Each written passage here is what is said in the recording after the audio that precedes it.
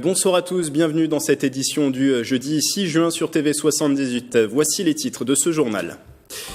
Les Républicains qui s'effritent un peu plus après la démission de Laurent Wauquiez. Valérie Pécresse quitte le parti. La présidente de la région Île-de-France l'a annoncé hier et dans le sillage de l'Yvelinoise, d'autres départs d'élus du département. Les réactions à suivre.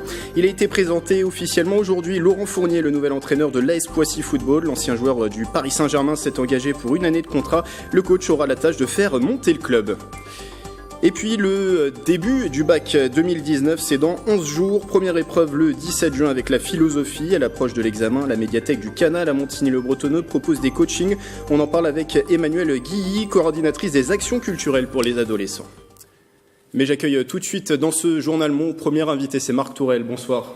Bonsoir. Alors vous êtes le maire de Noisy-le-Roi et vous assurez l'intérim à la tête de la fédération UDI des Yvelines puisque son président Paul Martinez a démissionné la semaine dernière. On en parle avec vous dans un instant et aussi de la suite des événements pour votre fédération.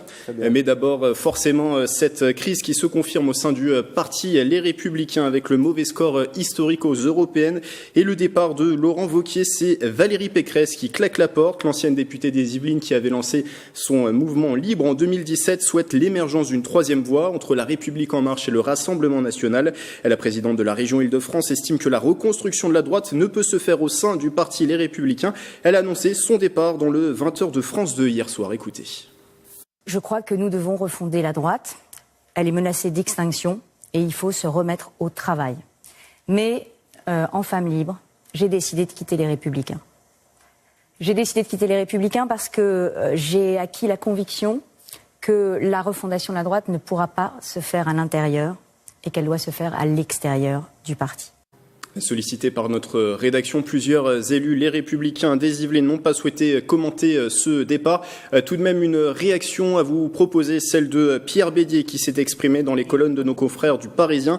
Le président LR du conseil départemental des Yvelines ne comprend pas le choix de Valérie Pécresse. Selon ses mots, créer plusieurs courants au sein de la droite va renforcer le capharnaüm actuel. Pierre Bédier l'affirme, si Valérie Pécresse avait souhaité prendre la tête du parti, il était prêt à la soutenir. Et dans le sillage de Valérie Pécresse, les défections également de plusieurs élus franciliens, à commencer par Alexandra Dublanche, vice-présidente de la région Île-de-France et maire adjointe de Sartrouville. Quitter les Républicains est un déchirement, mais il en va de la survie de la droite selon elle. Alexandra Dublanche qui était jusqu'à présent vice-présidente de la fédération Les Républicains des Yvelines. Lui aussi est très proche de Valérie Pécresse. C'est Othman Nasrou qui soutient la démarche de l'Yvelinoise. Mais le président du groupe LR au Conseil régional d'Île-de-France ne quitte pas le parti pour le moment. Écoutez ses explications au micro de Patrick Jacques de Dixmude. Moi, ça fait 2 ans que, comme d'autres, je dis qu'il y a des choses qui ne vont pas au sein de la gestion des Républicains. La réalité, c'est qu'aujourd'hui, mon sujet est avant tout le sujet de la ville qui m'a élu en 2014, à savoir Trappes, à laquelle je me consacre pleinement. Et donc, en l'occurrence, les questions d'appareil ne sont pas mon sujet, mais en l'occurrence, je dirige un groupe à la région que je vais réunir, et on va en discuter entre nous, je vais leur dire mon sentiment, et je reviendrai ensuite vers vous pour vous dire quelle est ma décision. Mais encore une fois, le temps des étiquettes et des appareils, il n'est pas devant nous, il est plutôt derrière nous. Par contre, aujourd'hui, c'est le temps du local. Et celui qui est également conseiller municipal d'opposition à Trappes a réuni la presse cet après-midi. Pour la deuxième fois, Othman Nasrou sera candidat aux élections municipales dans la ville. Scrutin au programme l'an prochain. Face à lui, le maire sortant d'Hiver Gauche, Guy Malandin. La candidature sans étiquette de Moustapha Larbaoui, même s'il n'a pas indiqué encore s'il était tête de liste ou simple colistier. Othman Nasrou qui sera l'invité du 7-8 journal mardi prochain. Marc Tourelle avec moi sur ce plateau. Vous êtes le délégué départemental par intérim de l'UDI 78 suite au départ de Paul Martinez. Quel regard vous portez sur la crise actuelle que traverse le parti Les Républicains ? Bien écoutez, le départ de Valérie Pécresse montre, s'il était besoin encore de le prouver, qu'il y a un malaise au sein des Républicains, à la fois sur le choix de la tête de liste aux dernières élections européennes, sur les questions sociétales, mais également sur le projet européen. Valérie Pécresse s'était déjà exprimée là-dessus. Et puis, ça montre que la recomposition politique qui a démarré avec l'élection d'Emmanuel Macron il y a 2 ans est toujours en œuvre et qu'elle n'est pas encore achevée. Alors, une situation qui est également compliquée au sein de votre formation, l'Union des démocrates et indépendants, qui a totalisé un score de 2,49% aux élections européennes. Ça, c'est au niveau national. Au niveau des Yvelines, c'est un peu plus de 3,15% récolté. On rappelle qu'en 2014, vous étiez allié avec le MoDem et vous aviez récolté pour ce scrutin 13,58% au niveau national. Alors, le président de la fédération de l'UDI des Yvelines a démissionné la semaine dernière. Paul Martinez, démission également de l'un de vos vice-présidents, Denis Fest. Votre avis sur ces deux défections, est-ce que vous les regrettez, vous les comprenez peut-être? Bien évidemment que je les regrette. Nous avions une excellente collaboration avec Paul Martinez qui depuis 4 ans avait réussi à faire une unité autour de lui sur cette fédération des Yvelines et voilà, on avait partagé un certain nombre de choses, notamment sur la stratégie de l'UDI pour les européennes. Je savais qu'il avait des doutes à ce sujet-là. Il avait pris le temps de me prévenir de son départ quelques jours avant. Oui, ça tombe mal après la déception des européennes. Le départ de Paul n'est pas une bonne nouvelle. Il nous faut donc maintenant reprendre le flambeau et voilà, la première chose que l'on va faire, j'ai pris le temps de consulter Claire Chagnot-Forin et Bertrand Coquart, qui sont les deux autres vice-présidents, et nous sommes tombés d'accord pour réunir les militants. Nous le ferons le 2 juillet, avec cet objectif déjà qui est de leur laisser la parole pour avoir un temps d'échange et d'expression, et puis pour voir plus loin. On a parlé tout à l'heure dans vos reportages d'échéances. Pour nous, c'est les municipales, et notre boulot en tant que responsable politique au sein de l'UDI, ça va être de permettre à nos militants, à nos élus, de prendre toute leur place dans leur ville, dans les bonnes équipes, pour qu'ils puissent faire ce travail formidable d'élus de terrain municipal. Pour préparer ces élections municipales. Alors Paul Martinez, vous l'avez évoqué, regrette le choix de l'indépendance, décidé par votre parti au niveau national, le fait de partir seul pour ces élections européennes, sans alliance avec d'autres listes. Ça a été une erreur, selon vous, de le faire en indépendant? Alors, je pense qu'il est encore trop tôt pour le dire. C'est une stratégie, on avait pris le temps d'en discuter de façon très libre. C'est une stratégie que moi-même j'avais partagée, j'avais soutenue, parce que c'est vrai que l'élection européenne est typiquement l'élection qui nous convient, c'est notre ADN l'Europe. Il y avait un beau projet que malheureusement Jean-Christophe Lagarde n'a pas pu défendre jusqu'au bout, parce que on l'a vu, cette bipolarisation de la vie politique un petit peu effacé tout avec ce match Macron-Le Pen qui n'a pas permis véritablement l'émergence de débats. Il faudra que les conclusions se tirent, et en tout cas que on rebondisse maintenant sur notre façon d'adapter une stratégie en vue des prochaines échéances qui arrivent rapidement. Jean-Christophe Lagarde, qui est le président de l'UDI au niveau national, justement, quel avenir pour le centre désormais? Alors pour la droite, Valérie Pécresse espère l'émergence d'une 3e voie entre La République En Marche et le Rassemblement National. Est-ce qu'à l'UDI, on est dans le même état d'esprit? On pourrait peut-être s'associer à une démarche de Valérie Pécresse? Jean-Christophe Lagarde l'a déjà exprimé. Enfin, c'est notre espace à nous, l'espace entre les Républicains et La République En Marche. Je pense que à chaque jour suffit sa peine. Là, l'annonce est toute fraîche. Nous sommes clairement depuis longtemps ancrés sur des valeurs humanistes, écologiques, démocrates, et nous allons continuer sur ce chemin et avec tous ceux qui partagent ces valeurs. Mais il est évident que cette recomposition politique oblige à ne plus réfléchir uniquement en silo, boutique par boutique, mais de façon transversale sur des sujets. Et il y a un sujet qui a été très important, c'est l'un des enseignements de cette élection, c'est l'écologie. Et Jean-Christophe Lagarde a porté un volet écologique très important qu'on pourrait développer et qui est vraiment très, très intéressant, notamment sur toutes les technologies d'avenir, l'hydrogène, sur le livret européen, voilà, tout un tas de mesures qui étaient vraiment très concrètes, mais voilà.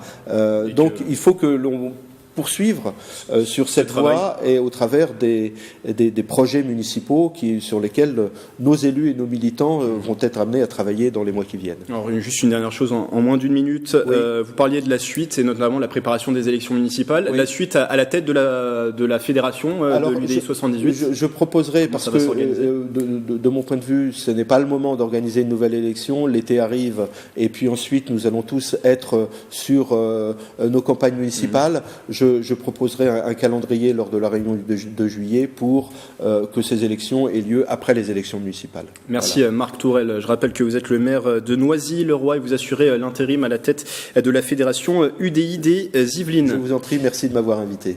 Le sport, J-1 avant le début de la Coupe du Monde féminine de football en France. Les Bleus affrontent demain la Corée du Sud, match d'ouverture au Parc des Princes à 21h. Et les coéquipières de Wendy Renard qui se sont préparées dans les Yvelines, des séances à Clairefontaine, comme vous le voyez sur ces images tournées lundi. Cet après-midi, les tricolores ont effectué leur dernier entraînement à Croissy-sur-Seine. Le site de la ville accueillera également pendant la compétition les sélections américaines, sud-africaines et écossaises. À noter que demain, une fan zone sera ouverte dès 18h30 derrière le stade de Croissy. Accès via le skatepark pour suivre à 21h la rencontre sur écran géant. Championnat, Coupe de France, Coupe de la Ligue et trophée européen avec le Paris Saint-Germain. Laurent Fournier aura presque tout remporté. Autant dire pour le club de Poissy où l'ex-international vient d'arriver au poste d'entraîneur que les espoirs sont permis pour la saison prochaine. Laurent Fournier qui était présenté ce matin à la presse, Mickaël Elmidoro et Wilfried Richy. Formé à l'Olympique Lyonnais où il disputera 260 matchs dans les années 80, passé par Saint-Étienne, Marseille et Paris, Laurent Fournier, 54 ans, est aujourd'hui le nouvel entraîneur de l'AS Poissy. Conférence de presse ce jeudi matin pour le nouvel homme fort du football pissiaquais. C'est toujours valorisant d'être sur un terrain, de faire partager ce qui nous a permis de gagner pas mal de titres. De faire comprendre aux jeunes que de travailler à l'extérieur c'est toujours mieux que de travailler à l'intérieur et que le sport le foot c'est populaire, ça permet de s'extérioriser, d'être bien dans sa peau. Son ambition, la montée d'ici 2 ans. L'AS Poissy actuellement en National 2, la 4e division française et qui vient de terminer cette saison à la 9e place. Je pense qu'on a effectivement d'un côté la difficulté d'être du monde amateur, mais c'est un monde formidable, et d'un autre côté des anciens pros qui sont fédéraux.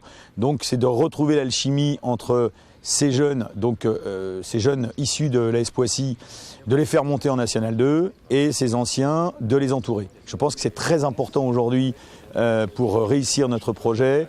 Le PSG, le Red Star, Créteil, Laurent Fournier retrouve donc une place sur le banc d'une équipe francilienne. Plus de 3 ans après avoir quitté son dernier poste d'entraîneur, il reprend du service et ne devrait pas déroger à sa réputation d'homme combatif et possédant un certain franc-parler. J'ai pas trouvé que c'était incohérent cette année, j'ai juste trouvé qu'il y avait les résultats étaient en dents de scie. Donc peut-être problème de mental, mais on l'a vu, le mental, il n'y a pas que l'AS Poissy. Il y a certaines équipes comme le Paris Saint-Germain qui ont perdu contre Manchester alors qu'ils avaient mené 2-0. Et là aussi, c'est pas un problème de qualité, c'est juste un problème d'exigence. Et quand on est exigeant, je crois qu'on arrive à faire pas mal de choses. Une échéance que beaucoup attendent avec appréhension, le bac 2019, début pour les élèves de terminale le lundi 17 juin avec la philosophie des épreuves anticipées également pour les élèves de première et pour préparer au mieux l'examen. La médiathèque du Canal à Montigny-le Bretonneux organise des coachings prépa-bac. Pour en parler, Emmanuelle Guilly, bonsoir. Bonsoir. Alors vous êtes la coordinatrice des actions culturelles pour les adolescents sur la médiathèque du Canal de Montigny-le Bretonneux, donc qui propose 3 dates d'ateliers qui se dérouleront les 8, 12 et 15 juin. Il y a la salle de la fabrique aussi qui est exceptionnellement ouverte pour offrir plus de places d'études au sein de la médiathèque. Pourquoi organiser cette opération spéciale bac ?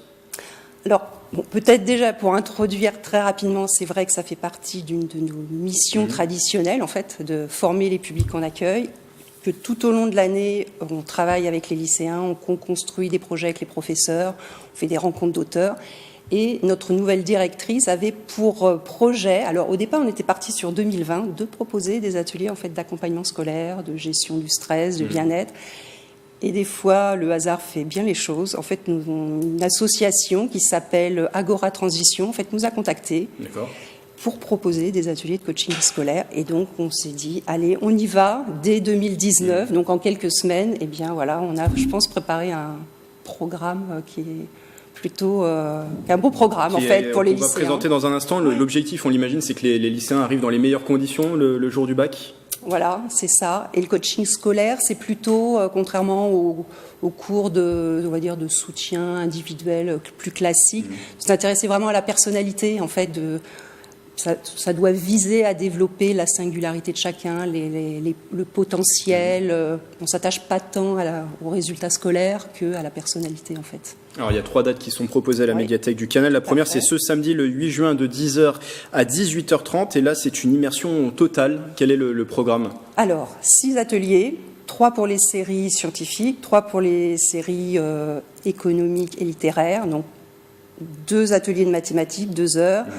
2 ateliers, un de SVT, un d'histoire géo, et le dernier, la philosophie. Donc, c'est 2 heures, un sujet de bac, temps imparti, 2 heures, voilà, et puis un coach quand même pour aider à trouver peut-être le plan, à organiser, et puis aussi la dynamique de groupe. Donc ça, c'est pour ce samedi. Mercredi 12 juin, c'est de 10h30 à 17h30. Là, on sera sur un entretien individualisé, c'est ça ? C'est ça. 6 créneaux d'1 heure.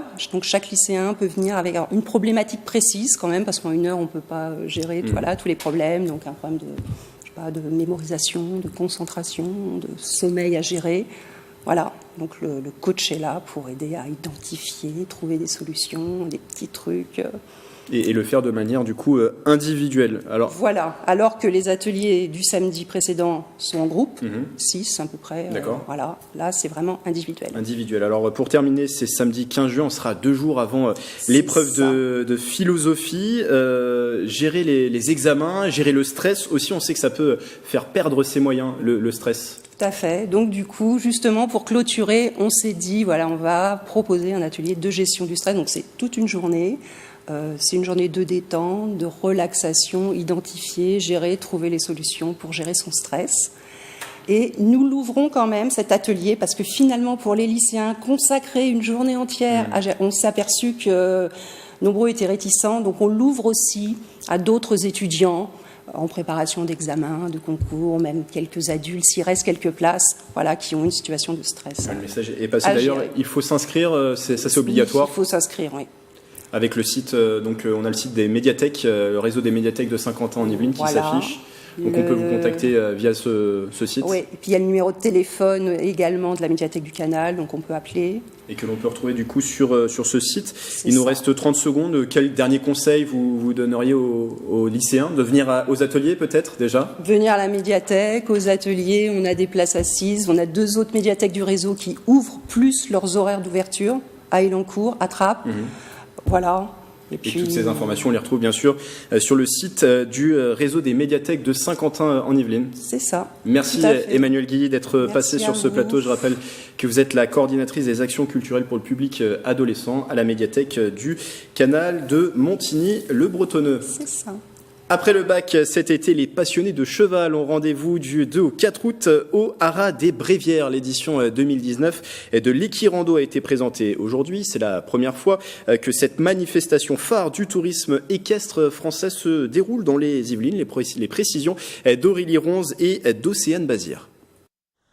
Propriété du département des Yvelines, le Haras des Brévières accueillera dans moins de 2 mois le plus gros rassemblement européen de tourisme équestre. Près de 1000 cavaliers sont attendus sur ce site de 55 hectares pour la 52e édition de l'Equirando. Le maître mot, c'est de partir d'où l'on veut, quand on veut, avec un principe de liberté, à travers l'itinérance à cheval ou en attelage. Donc les équirandins partent des 4 coins de France et des 4 coins d'Europe, voire même de plus loin. On a vu qu'il y aurait des cavaliers japonais, chinois, russes, pour rejoindre un point de ralliement avec 3 jours de fête et de convivialité à partager avec les autres équirandins. Pour participer à l'Equirando, il faut avoir parcouru au moins 100 km. Au fil des ans, cette manifestation annuelle a permis de structurer le tourisme équestre, une activité fortement implantée en Île-de-France. Près de 100 000 cavaliers licenciés en Île-de-France pour pratiquer l'équitation, mais on peut multiplier par le chiffre par 5 si on compte tous les pratiquants, tous ceux qui sont amoureux du cheval et qui à un moment ou à un autre montent à poney ou à cheval. C'est la première fois que l'Equirando fait étape dans les Yvelines, l'occasion pour les participants de découvrir un peu mieux le patrimoine et le terroir yvelinois.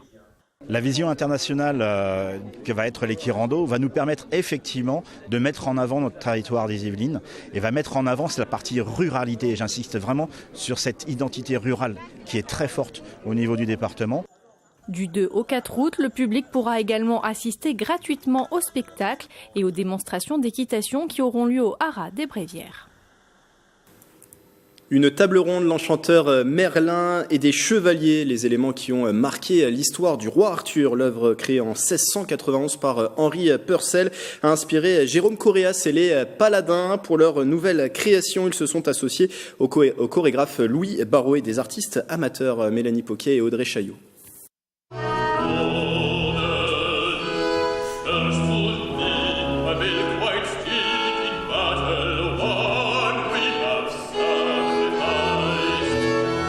Le roi Arthur à la recherche de sa chère Emmeline, contée au théâtre de Saint-Quentin en Yvelines. Après Amadigi de Handel, Jérôme Correas et les Paladins s'attaquent à l'œuvre de Henri Purcell. Une création commandée par le théâtre de Saint-Quentin en Yvelines à laquelle s'est associé le chorégraphe Louis Barrault. C'est un opéra, donc ça veut dire qu'il y a un livret, donc une histoire. Or, moi, j'ai beaucoup l'habitude en tant que chorégraphe de plutôt mettre en place des formes, on va dire, abstraites, c'est-à-dire que j'aime bien ne pas chercher à raconter une histoire, mais plutôt à organiser dans l'espace des formes, des mouvements, des relations. Une création débutée il y a plusieurs mois, sur scène 4 solistes professionnels et 300 amateurs, des adultes et des élèves des écoles du territoire. Ces 4 écoles qui sont très différentes, ça c'est aussi intéressant puisque c'est des mondes qui n'ont rien à voir. Il y a des enfants qui viennent de milieux très aisés, d'autres au contraire beaucoup moins. Et c'est des gens qui se rencontrent sur scène et qui d'un seul coup sur le plateau se retrouvent à un état d'égalité totale presque. Je me suis adaptée en proposant des choses simples et en même temps c'est parfois les choses les plus simples qui demandent le plus de concentration et d'attention vis-à-vis du groupe en fait. Pendant plus d'1 heure, les artistes vous emmèneront au cœur de l'Angleterre, tout en se questionnant sur les idéaux de la chevalerie, la solidarité et la justice. Et puis ils ont formé l'un des couples les plus célèbres de la littérature française. Louis Aragon et Elsa Triolet s'installent à Saint-Arnaud-en-Yvelines dans les années 50 au cœur d'un ancien moulin. Aujourd'hui devenu propriété de l'État, le site permet au public de découvrir l'intimité des deux écrivains. Visite avec Mélanie Poquet. Ma petite Lily chérie, la maison est achetée. Cette fois-ci, nous avons versé un acompte et la promesse de vente est signée. Nous emménageons le 20 août. Aragocha revit, il est extrêmement heureux et fier, il rêve du matin au soir et me supplie d'acheter pour une fois sans regarder à la dépense tout ce dont j'ai envie pour mon cabinet de travail. 1951, Elsa Triolet annonce la nouvelle à sa sœur. La voilà propriétaire avec Louis Aragon du moulin de Villeneuve, un moulin du XIIe-XIIIe siècle. Une activité meunière jusqu'en 1904, une dizaine de propriétaires depuis et un coup de cœur pour le couple d'écrivains. On dit souvent que Louis Aragon l'a acheté pour Elsa Triolet. Elle est russe étrangère et veut lui offrir un petit coin de terre de France. Alors, c'est un peu romancé, mais c'est aussi parce que Aragon avait eu la suppression de ses droits civiques. Il voulait trouver le calme et la sérénité pour écrire, pour pour fuir un peu Paris. Donc ici, on va rentrer dans l'univers des livres. On est dans le bureau de Louis Aragon. Aragon, c'est un bourreau de travail. Il travaille énormément. C'est vrai qu'il y a beaucoup de choses qui ont été écrites ici. Notamment, on peut citer La Semaine Sainte, parce qu'on voit là tous ces livres reliés cuir qui ont servi de base à l'écriture de ce roman. Les livres visibles lors de la visite ne sont qu'une petite partie de la collection des auteurs. Au détour d'un escalier, un trésor, la partie immergée des ouvrages. Elsa Triolet et Louis Aragon possédaient près de 30 000 livres. Il veut que ce lieu soit un lieu de recherche, et c'est pour ça qu'on a toute leur bibliothèque qui est accessible aux artistes, aux chercheurs qui souhaitent aller plus loin dans les œuvres des deux écrivains. Donc ça c'est un lieu qui vit et et les œuvres d'Aragon et d'Elsa continuent à intéresser énormément d'universitaires. Le lieu se fige le 16 juin 1970, date à laquelle Elsa Triolet décède. Louis Aragon va légèrement se détacher du moulin avant de rejoindre son épouse enterrée au cœur du parc. Lorsque Elsa Triolet va mourir en 1970, Aragon va faire en sorte d'avoir une dérogation présidentielle pour qu'ils puissent être enterrés tous les deux ici. Disparu en 1982, le journaliste cède la maison à l'État français. Géré par une association, le moulin continue aujourd'hui l'ouverture sur la création contemporaine voulue par Louis Aragon. Le site organise des expositions, des animations et le parc accueille des sculptures. La maison Triolet Aragon accueille chaque année 20 000 visiteurs dans son parc de près de 6 hectares. Magnifique site à découvrir à Saint-Arnoux en Yvelines. Et pour d'autres idées de sortie, c'est dans un instant l'émission 7-8 Loisirs présentée par Marilène Yapichino. C'est la fin de ce 7-8 journal et j'aurai le plaisir de vous retrouver dès mardi pour une nouvelle édition. Belle soirée à tous.